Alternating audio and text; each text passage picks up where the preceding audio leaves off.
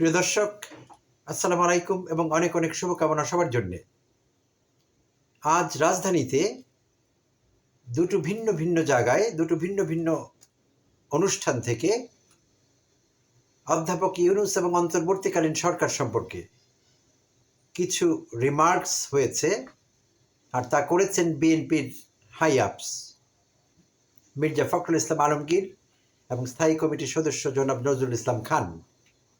তো আপাত দৃষ্টিতে কিছুটা অবিশ্বাস্যই মনে হয়েছে আমার কাছে যে এখন বিএনপির সঙ্গে অন্তর্বর্তীকালীন সরকারের যে টানাপোড়েন চলছে সম্পর্কে, এবং বিশেষভাবে প্রধান উপদেষ্টা অধ্যাপক ডক্টর মোহাম্মদ ইউনূসের ব্যাপারে বিএনপির হাই আপস উচ্চপদস্থরা যেভাবে নানা রকম কথা বলে চলেছেন, বিরূপ মন্তব্য করে চলেছেন, তো সেই প্রেক্ষাপটে আজকে যেই রিমার্কসগুলো হয়েছে দুই জায়গা থেকে এবং দুইজন নেতৃস্থানীয় ব্যক্তিত্বের কাছ থেকে, ফখরুল ইসলাম আলমগীর এবং নজরুল ইসলাম খান, তো তা মেলানো যাচ্ছিল না, ম্যাচ করছিল না দুটো বিষয়, এবং আপাত অবিশ্বাস্য বলেই মনে হয়েছে আমার কাছে। তো শেয়ার করছি প্রিয় দর্শক বিষয়গুলো আপনাদের সঙ্গে। আজ রাজধানীর বসুন্ধরা এলাকায় নর্থ সাউথ ইউনিভার্সিটিতে সেমিনার হলে একটি প্রোগ্রাম হচ্ছিল, আর সেখানে বাংলাদেশের ক্ষমতায়ন, নেতৃত্ব, ঐক্য এবং প্রবৃদ্ধির পথ শীর্ষক একটি সেমিনার হচ্ছিল। তো সেই সেমিনারে বিভিন্ন বিষয়ে কথা বলছিলেন মির্জা ফখরুল ইসলাম আলমগীর। বিএনপির স্থায়ী কমিটির আরও অনেকেই উপস্থিত ছিলেন, বাট কথা বলছিলেন মির্জা ফখরুল ইসলাম আলমগীর, এবং তিনি তার বক্তব্যের এক পর্যায়ে একেবারেই অপ্রত্যাশিতভাবে অন্তর্বর্তীকালীন সরকারের প্রধান উপদেষ্টা অধ্যাপক ডক্টর মোহাম্মদ ইউনূসের প্রশংসা করলেন এবং তিনি তাকে ধন্যবাদ জানালেন বেশ উদারভাবে। তিনি বললেন যে আমি আন্তরিকভাবে অধ্যাপক ইউনূসকে ধন্যবাদ জানাতে চাচ্ছি, কারণ তিনি দায়িত্ব নিয়েছিলেন এই দেশের যখন খুব প্রয়োজন ছিল তখন, এবং তিনি এইটিও মেনশন করেছেন এবং আমি আশা করি তিনি সফল হবেন। তো খুবই উচ্ছ্বাস লক্ষ্য করা গিয়েছে তার বক্তব্যে, তার কথায়, তার ফেশিয়াল এক্সপ্রেশনে বেশ উচ্ছ্বসিত বলে মনে হয়েছে তাকে, এবং স্বতঃস্ফূর্তভাবে তিনি এই কথাগুলো বলেছিলেন এটিও আমার কাছে মনে হয়েছে। আমি একটি ভিডিও ক্লিপ দেখেছি, সেখান থেকে বলছি, আমি পত্রিকায়ও এসেছে খবরটি। তো আমি বেশ অবাক হয়েছি, কারণ আমাদের জানা আছে গত 16 তারিখের মিটিং প্রধান উপদেষ্টার সঙ্গে বিএনপির হাই আপস যারা আছেন নেতৃস্থানীয় উচ্চ পর্যায়ের, তাদের যে মিটিং হয়েছিল সেই মিটিং থেকে বেরিয়ে তারা হতাশা ব্যক্ত করেছিলেন এবং তারা ক্ষোভ প্রকাশ করেছিলেন, তারা ক্ষুব্ধও ছিলেন অ্যাপারেন্টলি, অন্তত আপাত দৃষ্টিতে এই কথাই বলা যায়। তো এই দুই একদিনের ব্যবধানে কি এমন হয়ে গেল যে আজ ফখরুল ইসলাম আলমগীর এতটাই উচ্ছ্বসিত অধ্যাপক ইউনূসের ব্যাপারে, অন্তর্বর্তীকালীন সরকারের ব্যাপারে, এবং তাদের সফলতা কামনা করছেন, বেশ ভাবনার খোরাক যোগায় আমার কাছে অন্তত। কি এমন হয়ে গেল গত 2-3 দিনে? তো এই ছিল একটি বিষয়। আর আরেক জায়গায় গুলশানে বিএনপি চেয়ারপারসনের কার্যালয়ে আরেকটি সমাবেশে, আরেকটি মিটিংয়ে 12 দলীয় জোটের সঙ্গে মিটিং করছিলেন বিএনপির নেতৃস্থানীয়রা। সেখানে উপস্থিত ছিলেন নজরুল ইসলাম খান, স্থায়ী কমিটির সদস্য। আর 12 দলীয় জোটের সঙ্গে সেই মিটিংটি হচ্ছিল মূলত ডিসেম্বরের মধ্যে এই অন্তর্বর্তী সরকারের কাছ থেকে নির্বাচন আদায় করা, এবং নির্বাচন আদায় করার জন্যে কি কি স্ট্র্যাটেজিক স্টেপস নেওয়া যেতে পারে এই বিষয়ে কথা বলা জোট সঙ্গীদের সঙ্গে। তো এই বিষয়ে আয়োজিত হয়েছিল সেই মিটিংটি, এবং সেখানে অনেক বিষয়ে কথা হয়েছে। আর সেখানে নজরুল ইসলাম খান বলেছেন সাংবাদিকদের প্রশ্নের জবাবে যে এই সরকারের বিরুদ্ধে আন্দোলনের প্রয়োজন আছে বলে মনে করি না, এই সরকারকে আমরাই তো ক্ষমতায় বসিয়েছি, তাই তাদের বিরুদ্ধে আন্দোলনের কোনো কিছু মনে করি না, দেখছি না, এবং তারা আমাদের কথা শুনবেন, আমরা বলছি আমাদের দাবি দেওয়ার কথা, অন্তর্বর্তীকালীন সরকার আমাদের দাবি মানবেন, আমাদের কথা শুনবেন, ডিসেম্বরের মধ্যে নির্বাচনের আয়োজন করবেন, এইটি আমাদের প্রত্যাশা।